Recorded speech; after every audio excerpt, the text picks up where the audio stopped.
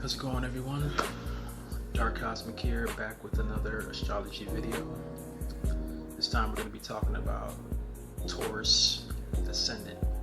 So, Taurus Ascendant, Taurus Rising, Taurus in the first house, and even Venus in the first house can be applied to this video as well.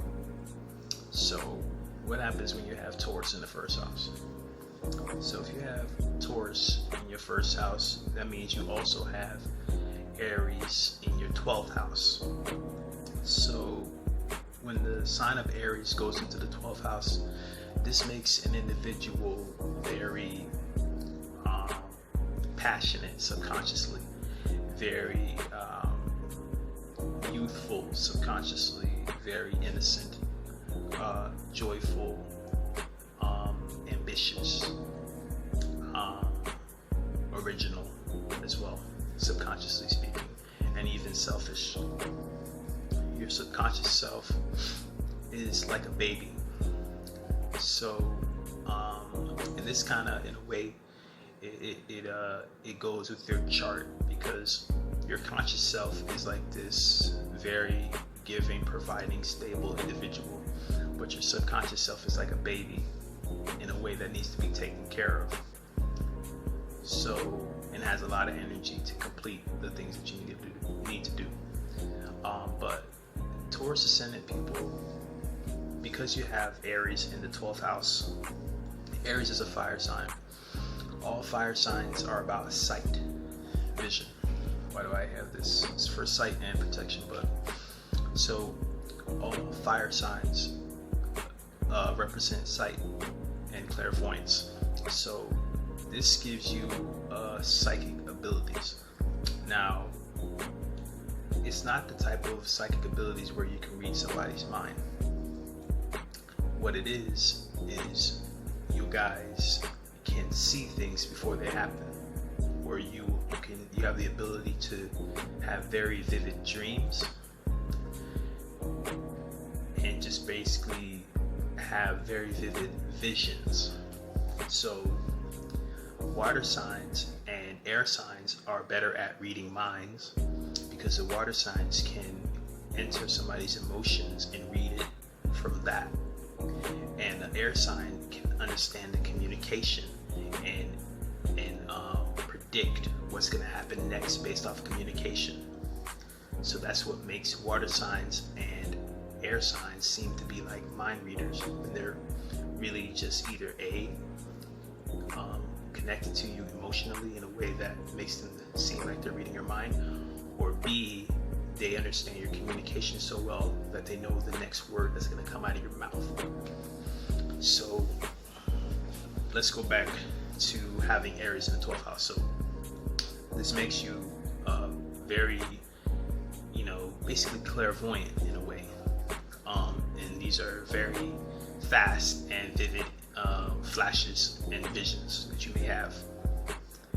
And you may have them subconsciously. You may be able to do this, but you don't know how to control it, or this may be a part of you that you don't share to people at all. So let's go back to the first house. So having a Taurus Ascendant, this makes you generally an attractive person. Like for the women, it makes you more than likely, the women with Taurus Ascendants are voluptuous women, heavier set, curves and weight in all the right places, large breasts, big butts, full lips. Generally, you look like you can sustain life. You know how they say a woman has childbearing hips. Taurus Ascendant women more than likely look like the type of women that can have kids. They look like they are a place in which nourishment can be received. They also can have very beautiful eyelashes as well. For the men, they might just be very bulky and how should I say, kind of like square shaped, blocky type shape. Think Ronnie Coleman, the bodybuilder. Maybe not that to that extent, but real big and bulky. They look like that, or just, just generally thicker than your average dude, I guess.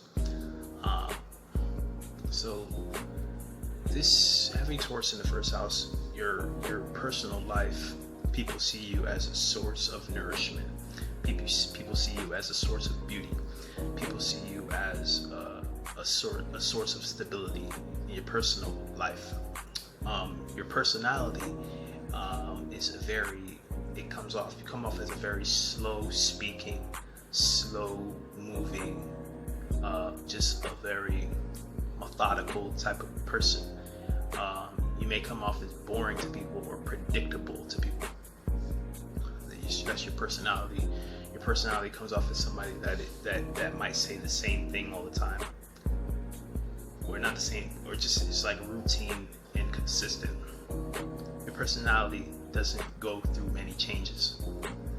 Your personality is very consistent. Who you were yesterday is who you are today, and that's not a bad thing. It's not that you don't change, and that you're incapable of changing. You just don't see the need to, because what you've been doing has been working and has allowed you to survive quite well. Sorry. So let's go to the third house. The second house. Sorry.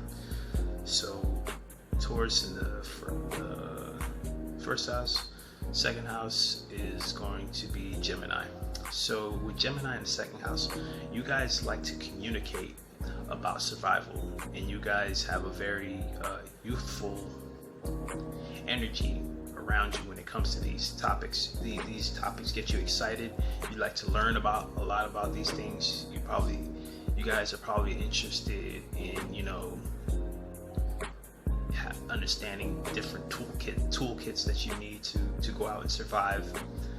You guys are the ones that are more than likely would have all the information on weapons that you need to have in your house to protect yourself. But just generally, you guys are very knowledgeable on what it takes to survive, and you communicate it. You may be a salesman. When it comes to, you might be a survival guide.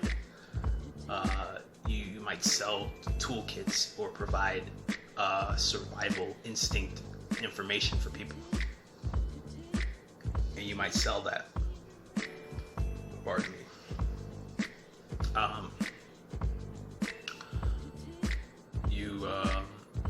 What was I gonna say? Yeah, your siblings. The survival of your siblings is very important to you guys. You guys or your siblings find your survival to be very important to them, your younger siblings.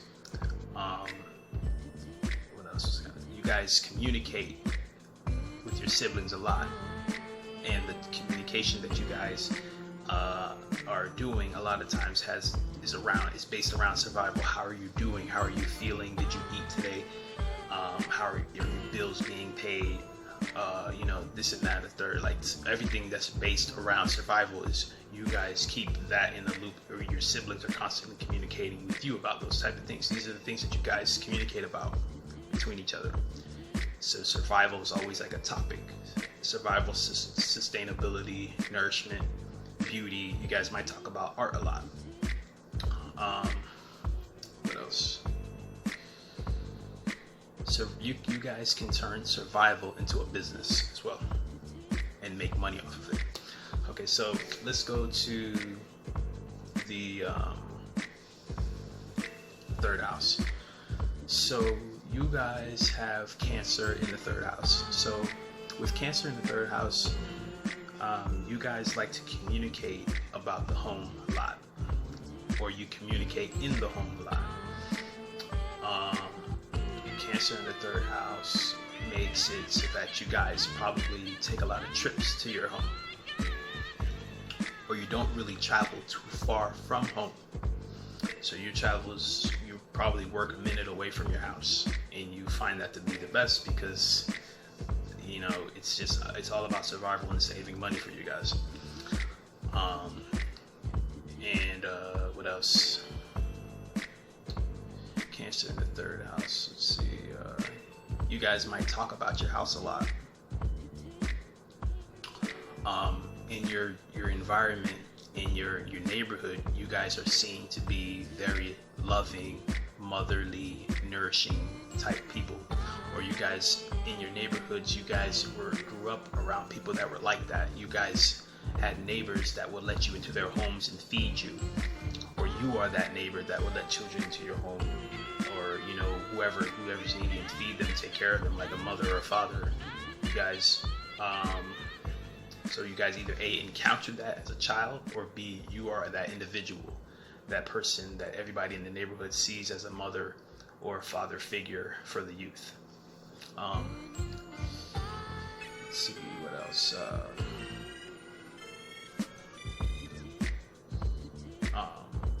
Your siblings as well probably perceive you to be a very nourishing, parent-like individual as well.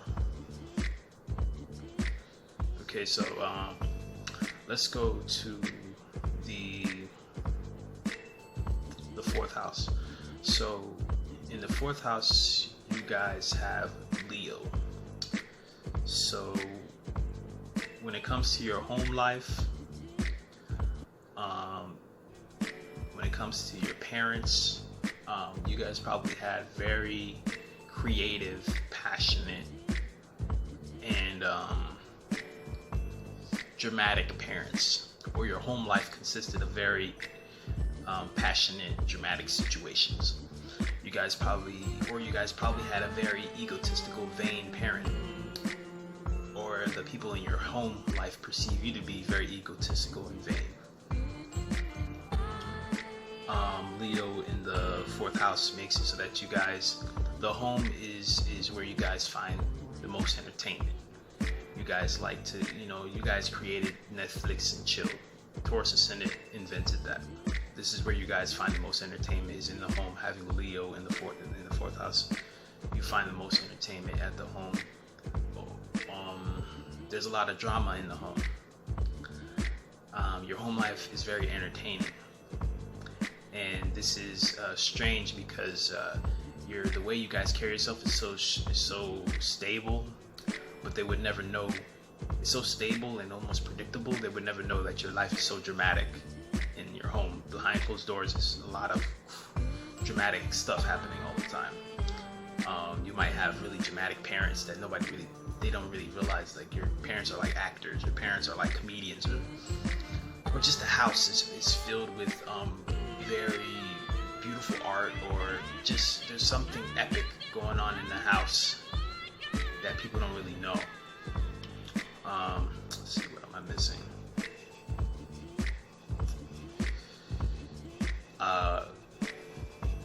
Loyalty in the family is very strong.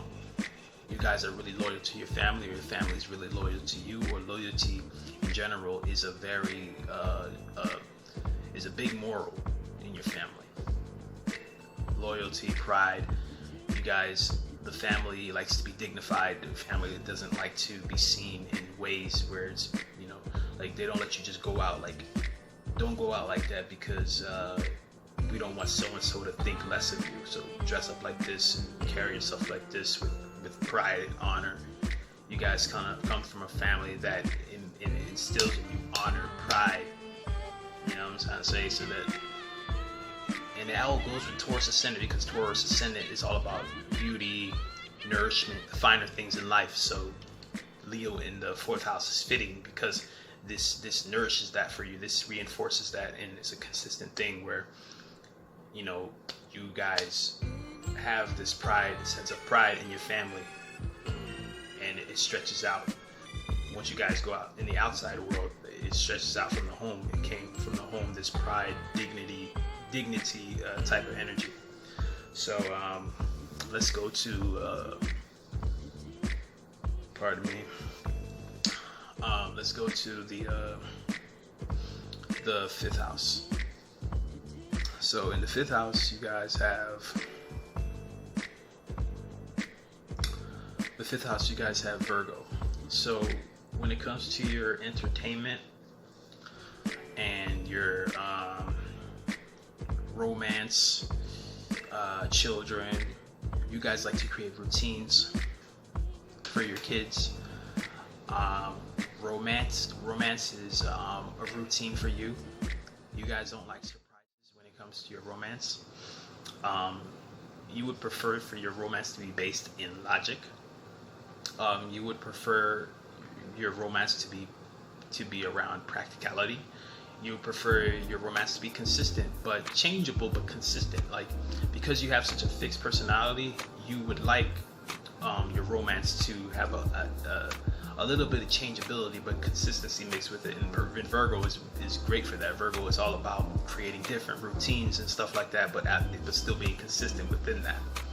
So, to you guys, a romantic night out more than likely would be either working out, doing something good for your health, or just going to eat a really healthy dinner. If your partner can do those things and do it consistently feed you healthy stuff, or consistently get you to work out with them and do things that are very get you into routines that are very beneficial for your health, your general health, you're gonna really love them for that. What else? And your children. For your children, you guys create health routines, and what else? You guys, yeah, for your children, you create health routines, and for your children, logic and practicality is stressed a lot. So let's go to the 6th house. So in the 6th house, you guys have Libra. So when it comes to your work environment, you guys are perceived to be very, I want to say very kind of like people pleasers. Very likable people, very beautiful people, personality and your outward shell is very beautiful. In your work environment, you guys are perceived to be very fair. You guys are mediators in your work environment. You guys don't like chaos to be in your work, because that's a part of your routine. So when it comes to your routines, you don't want that shit to be chaotic. You want it to be fair and balanced, because as a Taurus Ascendant, your personality is very fixed and consistent. So now you want your work environment to be have a little taste of that. But so instead of using Taurus energy, you're using Libra energy. So also in your work environment, you guys generally have like one person that's like your closest friend that brings you guys balance, that keeps you guys balanced, or is always complimenting you and calling you beautiful or attractive, something like that. What else? And that keeps you guys balanced somehow. In the work environment, you guys have a lot of admirers as well. You guys might work in a beauty salon. You guys, because Venus represents beauty, women, Libra in the 6th house, so your work environment might be a beauty salon, Mac girl. Is that the same thing? I mean, hair salon, or a Mac. You guys do makeup. I guess for men, you guys might work in botanical gardens and stuff. You guys work on making the environment beautified in some way, or you guys are artists. Taurus Ascendant people, the jobs that you guys are in more than likely is artistic in some manner.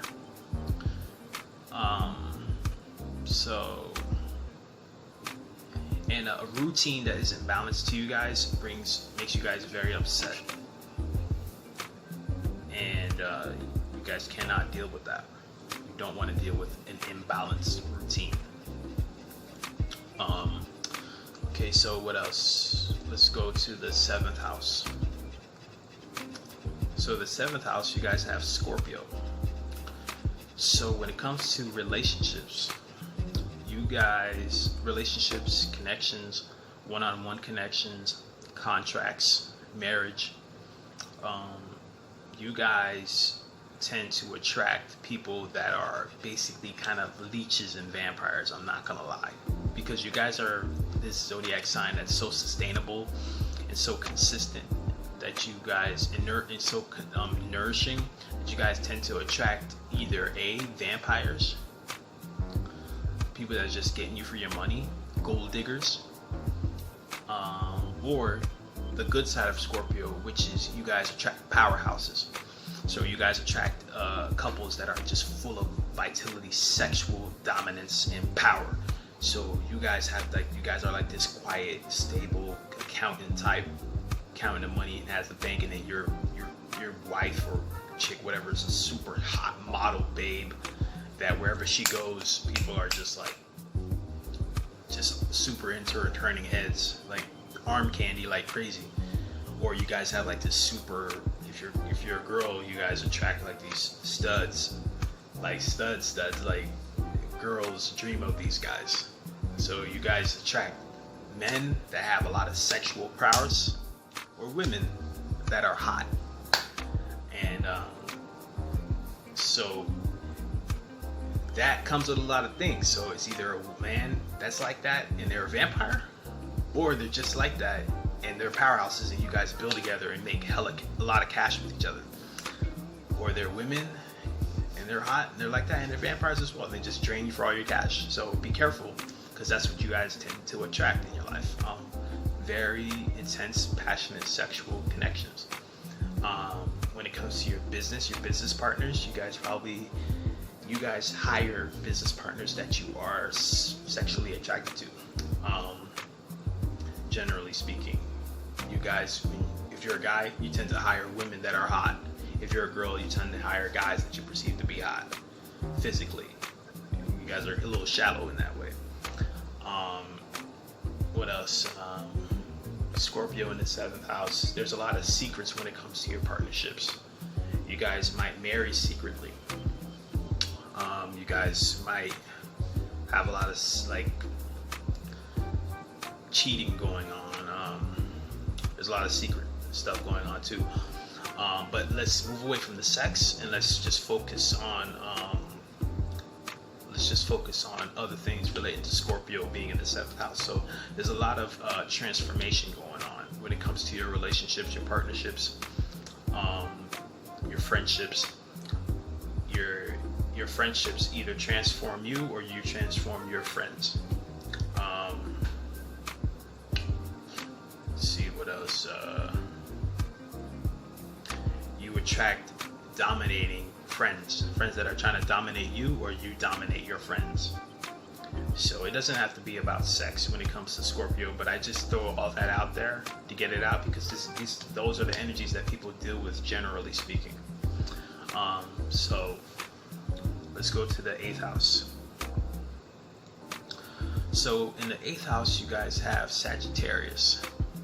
So Sagittarius in the 8th house makes you guys very adventuristic when it comes to sex. You guys will try anything. You guys are very all right, let me not say you'll try anything, but you guys, sex is an adventure for you guys. Sex is a way to, really channel that inner beast. And because Sagittarius is the half man, half animal. So sex releases that animal within you guys. Sex to you gives you wisdom in some way. You guys have a lot of wisdom when it comes to sexual relationships. You guys have a lot of wisdom there too. You guys, the thighs, women's thighs are very appealing to you. If you're a man, if you're a girl, a guy with nice thighs, or a guy with broad shoulders, or I guess Sagittarius, Ascendant males in general are really attractive to you guys, since you have Sagittarius in the 8th house. Or just a man that has a lot of wisdom, or a woman that has a lot of wisdom is attractive to you guys. And what else?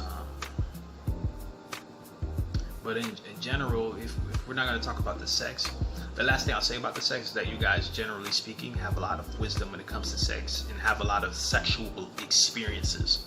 You probably have had more sex than a lot of the other zodiac signs.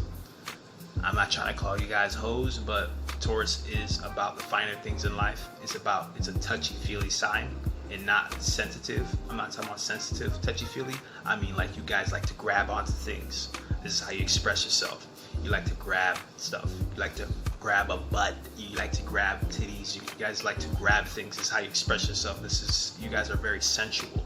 You're all about grabbing stuff. So this makes you guys sexual.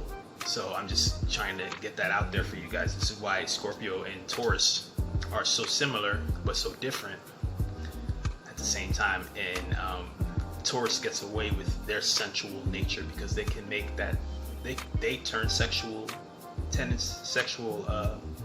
behaviors into sensuality, and Scorpio turns sexual behaviors into secrecy. So it's like Taurus can kind of get away with it because it's just sensual. When Scorpio does it, it's secret, or it's really just, it's too sexual. It's like, whoa, what the hell? That was way too sexual there. But I'm getting off topic. I'm just trying to connect it to you guys and show you that you guys are both doing the same thing. But this is why I would say Taurus Ascendant people are very sexual. I got off topic though. Okay, let's go to let's stick to the 8th house. Sorry, the 8th house is not only about sex. So like I said, a lot of wisdom in regards to sex. Sex brings you guys. Sorry about that. Video timed out. But let's just go to the 9th house. So you guys have Capricorn in the 9th house. So when it comes to your wisdom, you guys have a lot of you guys put a lot of faith and energy into receiving wisdom from infrastructures that have been here for a really long time. You guys base your wisdom on structures that have been here for a really long time and that people have really worked hard to maintain. You guys, this is where your wisdom tends to come from, you guys, and you guys are the first ones to say that if I was trying to discredit a school that has been here for 25 years, you guys wouldn't believe me because I'm just some newbie and the school has been there for 25 years. So you're gonna have faith in that. You guys, to you guys, wisdom has to be able to be practical, be practical, and wisdom to you guys has to in some way be able to be applied to your work life in some way, so that you guys can be able to rise to the top in some way, and rise to the status that you desire. So wisdom needs to be able to do that for you. Anything other than that isn't really wisdom to you guys. So how can I use this wisdom to get this money, to get paid, to get the things, to get the finer things in life? How can I use this wisdom that has been here for so long?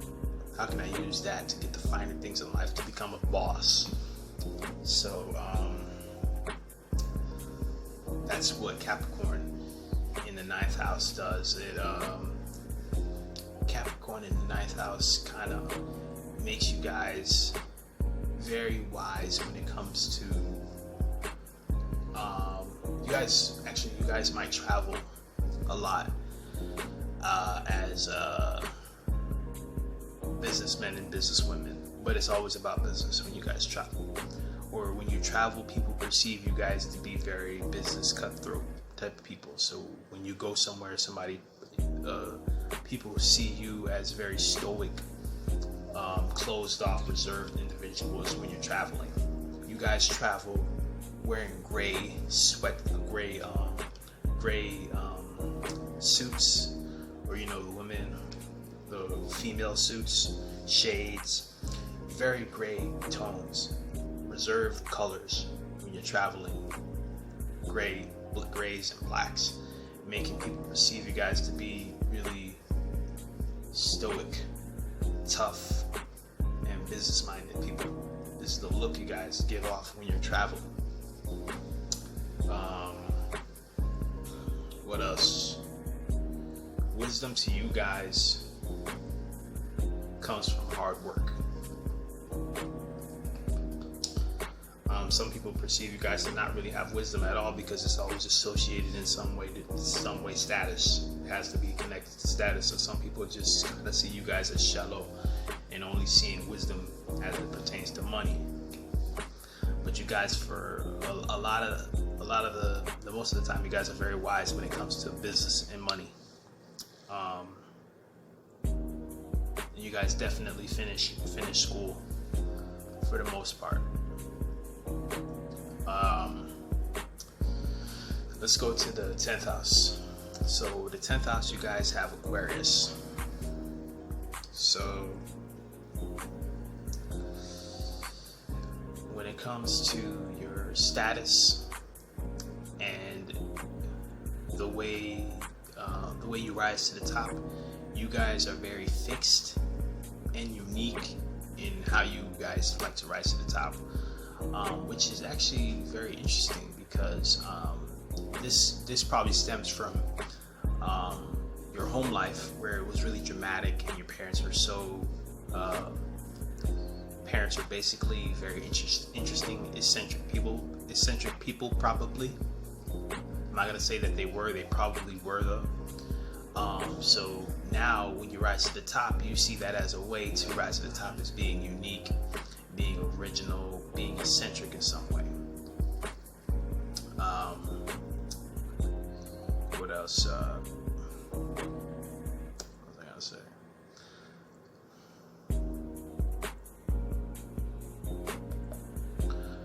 You guys rising to the top, you guys are very logical as well. And you guys have a lot of fixed ways of thinking when it comes to how you're going to rise to the top. Saturn rules Aquarius, so you guys have a lot of knowledge and wisdom on what you need to do to maintain your status. Pardon me. You guys have a lot of wisdom when it comes to that. You guys have a lot of unique ways to express yourself in the public eye. Think Dennis Rodman. Think what's that other guy? Is it Brad? What's that dude from Get Him to the Greek? I forgot his name for some reason, but think eccentric in that sort of way. You guys can be seen in that way, but be making a lot of money regardless, and be about your business regardless of that look. Or you guys could just be very cold and detached and not be that eccentric, but just be cold and detached, and that's what makes you guys so eccentric, is that you guys are unreachable. People can't take photos of you. If you're famous, you're not going to be able, people can't take a photo of you really. You're just not, you can't be grasped. What else? When it comes to your status, you guys don't like to be in front of the camera for the most part. You guys aren't really that egotistical. You're egotistical when it comes to your mental, but like you won't want somebody to say that you're dumb, but you don't really care to be in front of the camera too much, or you don't really care for people to be bragging about your status too much. You tend to want to keep all that stuff hidden and away from the spotlight. What else? I think I'm missing groups and I'd say groups and organizations are definitely a part of your status as well. Somehow, some way, you guys play a big part in groups and organizations and it's connected to your status. You guys might be a part of a group or an organization and it's tied into your status in some way. Because you joined that country club, because you joined the Boys and Girls Club, whatever, that's tied into your status in some way. Because you're your involvement in the church is tied to your status in some way. Your involvement in school is tied to your status in some way. So what else? Let's go to the 11th house. So in the 11th house, you guys have Pisces. So when it comes to your friends, your closest friends can be Pisces.